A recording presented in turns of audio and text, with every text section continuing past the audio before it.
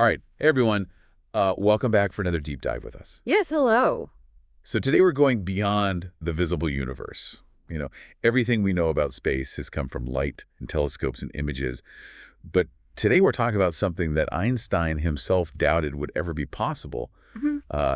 and that is listening to the universe through gravitational waves. It's pretty incredible. Yeah, it really is. So Yeah. before we get into the specifics of the science, can you give us just like the elevator pitch for someone who's like, wait, you can hear the universe? So basically, imagine the universe is like a giant pond, Okay. and massive objects like stars and black holes, they're like rocks dropping into that pond. Oh, all right, I like it. And they create these ripples. These are gravitational waves. They spread out from these events and carry information about what happened. It's such a good analogy. Okay, so I'm already kind of getting it, but let's back up a bit. Sure. What are gravitational waves exactly, and how are they created? So in the simplest terms, gravitational waves are ripples in spacetime. Spacetime? Yeah. Hmm?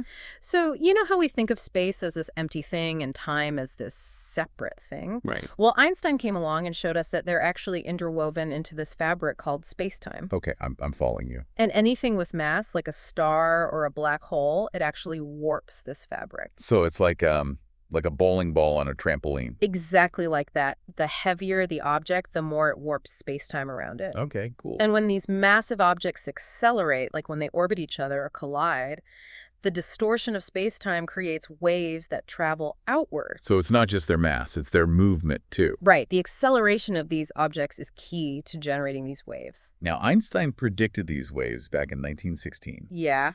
but he also figured we'd probably never actually detect them. Yeah, he was pretty skeptical about that. So what made them so hard to find for all this time? Well, think about it.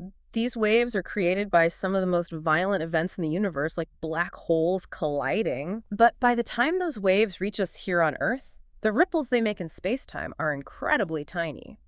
How tiny are we talking? Smaller than the width of a proton. Seriously, a proton? Yeah, it's mind-boggling. That is so tiny. Like, how is it even possible to detect something that small? That's where LIGO comes in. Okay, LIGO is the Laser Interferometer Gravitation Wave Observatory. It is.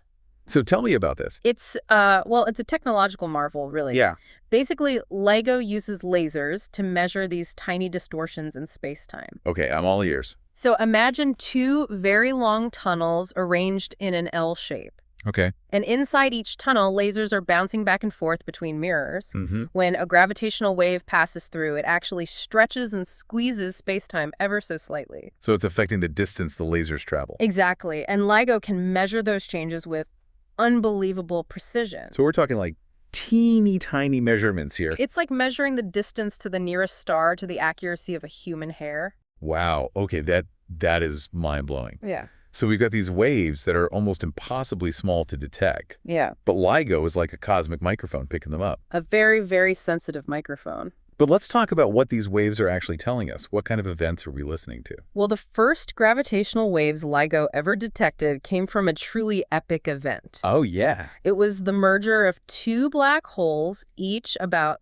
30 times the mass of our sun. Whoa. These black holes were billions of light years away. They were spiraling towards each other at incredible speeds. Like the ultimate cosmic collision. Exactly. And when they finally merged, the energy released was just unbelievable. So that's the signal that LIGO picked up. Right. It was a brief chirp, this rising tone that signaled the final moments of these black holes spiraling together. I always imagine space as this silent void. But this is telling us it's anything but silent. Oh, yeah. The universe is a noisy place if you know how to listen. So what else could these waves tell us? I mean, black hole mergers are pretty amazing. Oh, there's so much more. Gravitational waves can actually help us study the early universe. Really? How's that? Well, think about it. Light from the Big Bang has been traveling for billions of years. Right. And along the way, it's scattered off of dust and gas. It's been stretched and distorted. So the signal gets kind of messy. It does. But gravitational waves from that era, they would have traveled unimpeded, carrying a pristine record of the universe's first moments. Oh, wow. So it's like a clearer signal from further back in time. Exactly. It's like having a time machine taking us back to the very beginning. So potentially we could hear the echo of the Big Bang itself. That's the hope. That's what scientists are working towards. Wow. That's really incredible. It is. It's a whole new way of exploring the universe. So to sum this all up, we have these gravitational waves, these ripples in space-time, caused by massive objects moving and colliding. And thanks to incredible technology like LEGO, we can now listen to those waves and learn about some of the most extreme events in the universe. Right, like black hole mergers and maybe even the Big Bang itself. We're not just limited to the electromagnetic spectrum anymore. We have this whole new way of observing and understanding the universe. It's like we've been watching a silent movie this whole time, and now we finally have the audio track. It's a pretty exciting time to be studying the cosmos. It really is. Yeah. So what are you most excited about for the future of this field? Oh gosh, so many things. We've only just scratched the surface with gravitational wave astronomy. Yeah. I'm really excited to see what happens as our detectors become even more sensitive. What might we be able to see or hear, I guess I should say, that we can't right now? Well, we might start detecting the collisions of neutron stars, which are these incredibly dense remnants of dead stars. Hmm.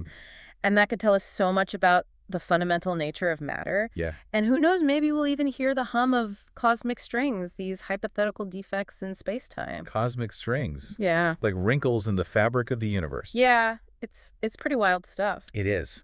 And that's what's so cool about this. We're at the very beginning of this new era of astronomy. Who knows what discoveries are waiting for us out there? Exactly. And that's why I love this stuff. Yeah. You know, if you want to learn more about the universe and all its mysteries, gravitational waves are a fantastic place to start. Couldn't agree more. So keep looking up, keep listening, and keep that curiosity burning, because there's a whole universe out there waiting to be explored. Absolutely. All right, thanks for joining us for this deep dive. Thank you. And until next time, keep